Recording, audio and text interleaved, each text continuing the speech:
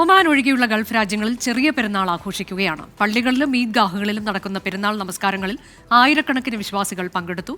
ഷാർജയിൽ നിന്ന് അരുൺ പാറാട്ട് തയ്യാറാക്കിയ റിപ്പോർട്ട് കാണും.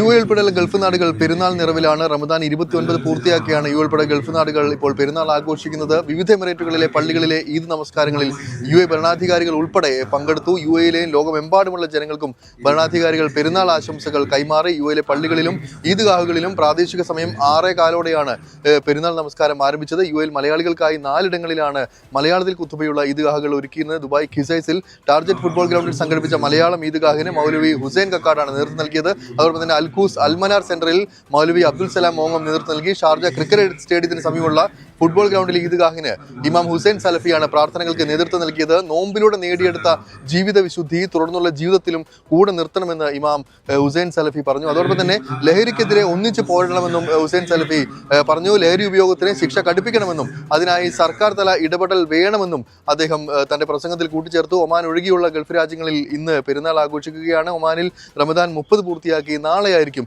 പെരുന്നാൾ ആഘോഷിക്കുക. ഇനി വീടുകളിൽ കുടുംബമായും സുഹൃത്തുക്കളും ഒപ്പമെല്ലാം ആശംസകൾ കൈമാറിയും ഓരോരുത്തരും പെരുന്നാൾ ആഘോഷമാക്കും. അതോടൊപ്പം തന്നെ പെരുന്നാൾ ആഘോഷം വർണ്ണാഭമാക്കാൻ UAEയിൽ പലയിടങ്ങളിലും വെടിക്കെട്ട് ഉൾപ്പെടെ വ്യത്യസ്തമായ നിരവധി പരിപാടികളും ഒരുക്കിയിട്ടുണ്ട്.